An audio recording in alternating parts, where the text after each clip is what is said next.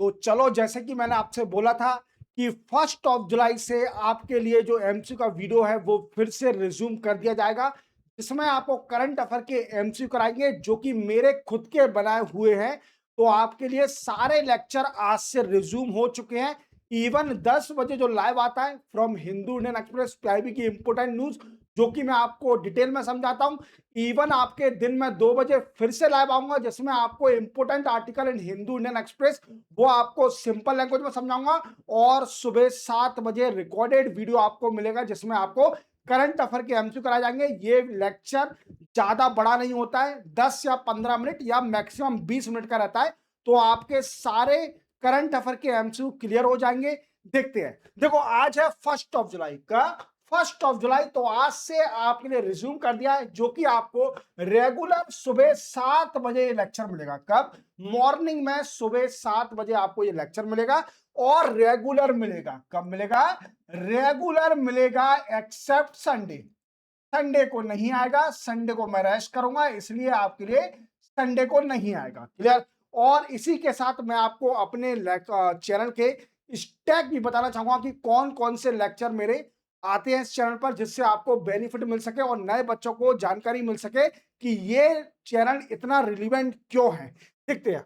देखो, सबसे पहले आप जानिए कि 10 बजे, जैसे आप जानते हो, मैं आपके लिए मॉर्निंग 10 बजे लाइव आता हूं, जिसमें आपको important news from Hindu Indian express और पीआईबी डिटेल में समझाता हूं। क्लियर? जैसे मैंने कल पढ़ाया था ईरान यूएसए पीस डील, क्या चल रहा है peace deal, Delhi EV policy 2.0, DFP delegation of financial power 2026 for DRDO, deregulation other reform, Modi साहब ने मीटिंग ली थी, वो सब आपको डिटेल में समझाता हूं। क्लियर? सुबह 10 बजे मैं लाइव आता हूं, इवन आपके सारे डाउट भी क्लियर करता हूं। जो भी आप कमेंट करोगे तो related to competition examination, UPSC, other competition examination, then after आपके लिए एडिटोरियल भी शूट किया जाता है। क्या कहता है? एडिटोरियल भी शूट किया जाता है। जो भी इंपॉर्टेंट न्यूज होती है उनको डिटेल में समझाया जाता है।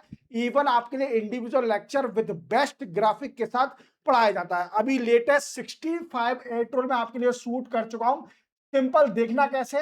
सिंपल, आपको मेरा चैनल खोलना है, प्लेलिस्ट में जाना है, प्लेलिस्ट में जाओगे तो आपको एक एडिटोरियल का फोल्डर दिखेगा, वहां 65 एडिटोरियल आपके लिए शूट है, देख लीजिए। वन बाय वन आपकी एडिशनल नॉलेज भी स्ट्रांग हो जाएगी। देन आफ्टर इसी के साथ मैंने 95% इंडियन इकोनॉमिक्स भी आपकी कंप्लीट कर दी है। टॉपिक वाइज करिए, 15 लेक्चर है, 15 लेक्चर, जो कि आपकी इंडियन इकोनॉमिक्स इतनी स्ट्रांग कर देगा कि आपको कोई भी टेक्स्ट बुक नहीं उठानी पड़ेगी। और देखना कैसे? सिंपल, आपको अगेन मेरा चैनल खोलना है, प्लेलिस्ट में जाना है, इंडियन इकोनॉमी का फोल्डर दिखेगा, वहां 15 लेक्चर अपलोड है, देख लीजिए, आपकी इंडियन इकोनॉमिक्स भी स्ट्रांग हो जाएगी। देन आफ्टर इसी के साथ इंडियन पॉलिटी भी पूरी कंप्लीट कर दिया है। वी कैन से 50 लेक्चर है। कितने? 50 लेक्चर है in the form of MCQ. मैंने एमसीक्यू नहीं कराए, डिटेल में समझाया है। तो इस चैनल की रिलीवेंस समझिए, प्लेलिस्ट में जाइए, आपको सारे फोल्डर दिखेंगे जो कि आपके रिलीवेंट लेक्चर अपलोडेड हैं। चलते लेक्चर स्टार्ट करते हैं।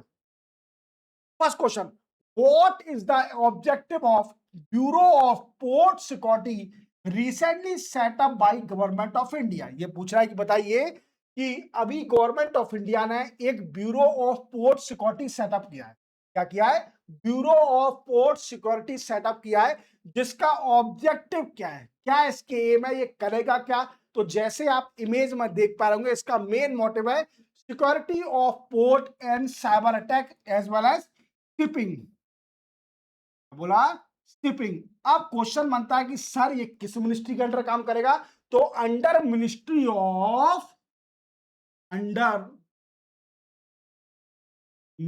Of we can say ship, port and waterway. और कौन है minister? Sarbananda Sonowal, former CM of Assam. याद रखना। क्लियर? अब ये किस लाइन पे बना है? तो आपको याद होगा, हमारे इंडिया में ब्यूरो ऑफ सिविल एविएशन, क्या है हमारे इंडिया में? Bureau of civil aviation.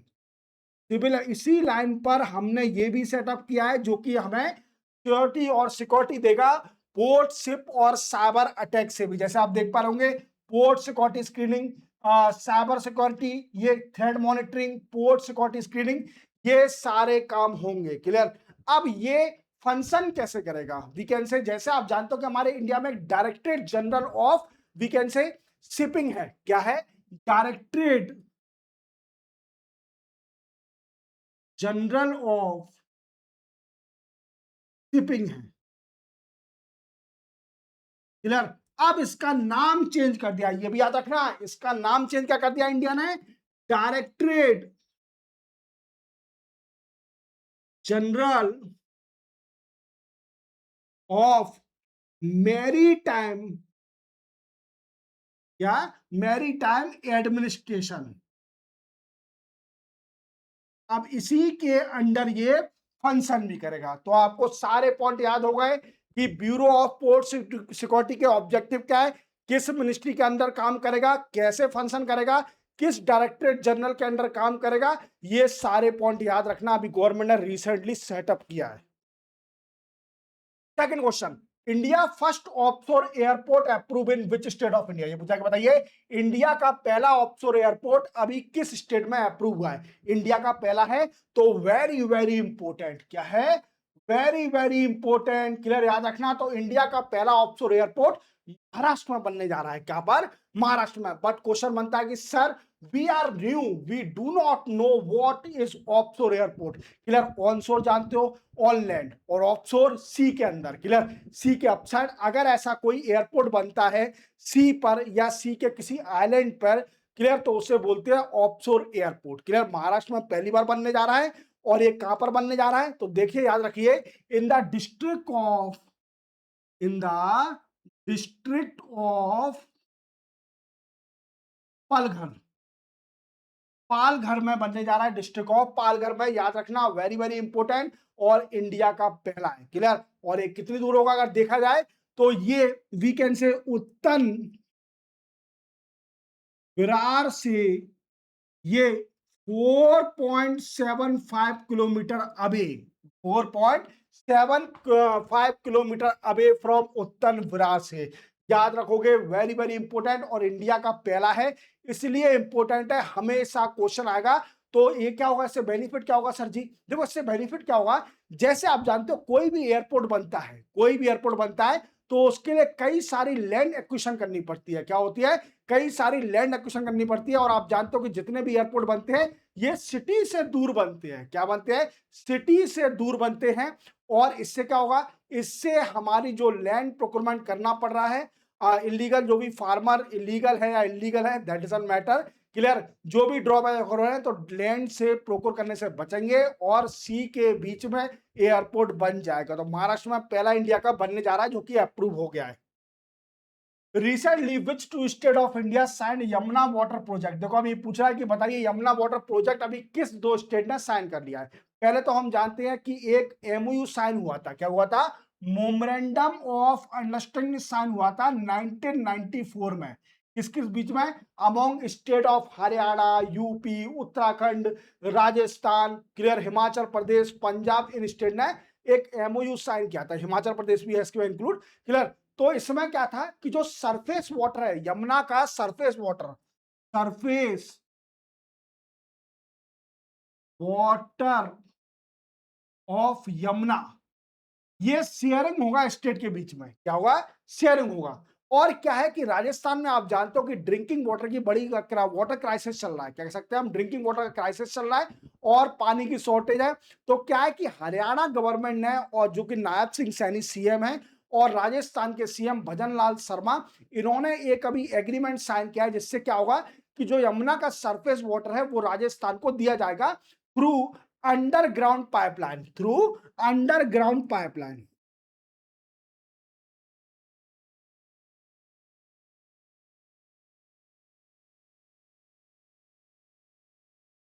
और ये जो साइन हुआ है, ये किस किस under supervision of Amit Shah, which is union minister, union home minister, और सी आर पाटिल, जो कि जल शक्ति मिनिस्टर हैं। क्लियर? याद रखोगे, तो कौन कौन सी स्टेट है? वी कैन से राजस्थान और हरियाणा दोनों ने साइन किया है। राजस्थान और हरियाणा। राजस्थान के सीएम कौन है? भजन लाल शर्मा। और हरियाणा के हैं Nayab Singh Saini.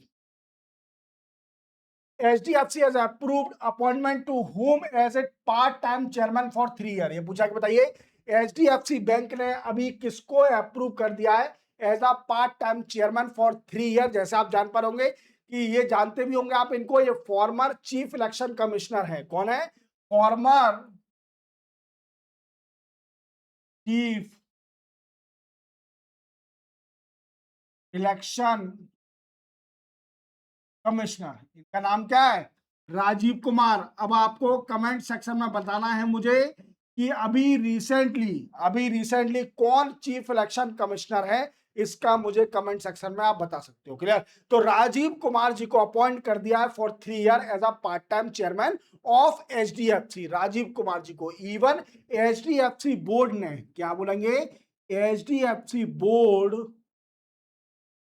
Has approved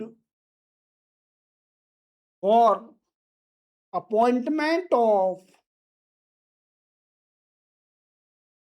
Rajiv Kumar as additional director।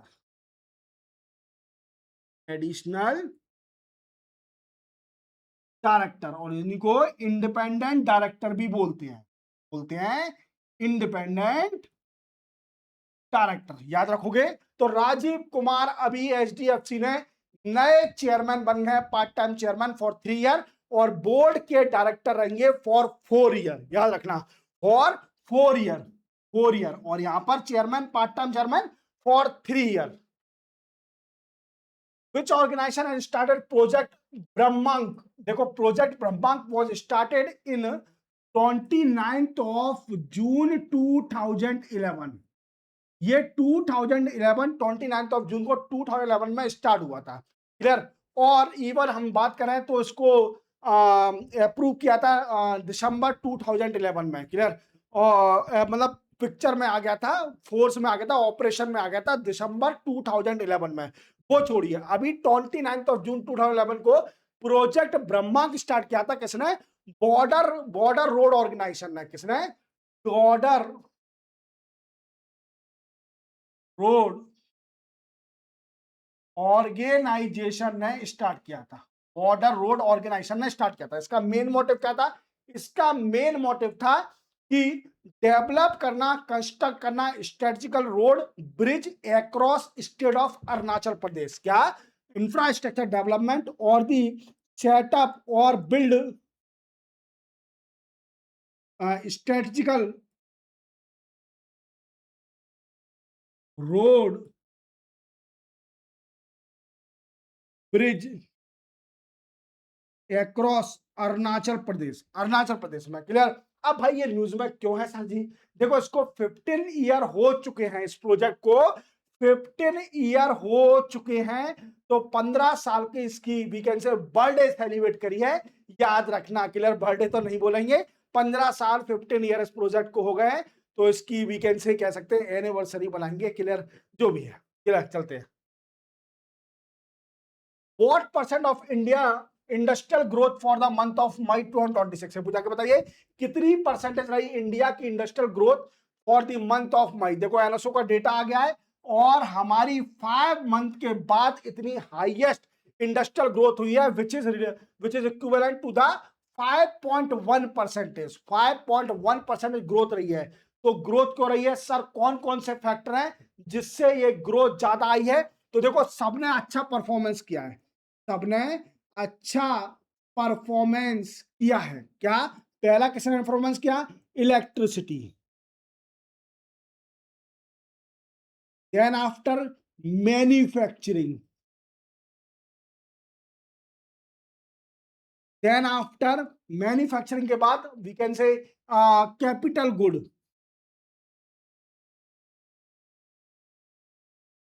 Consumer good.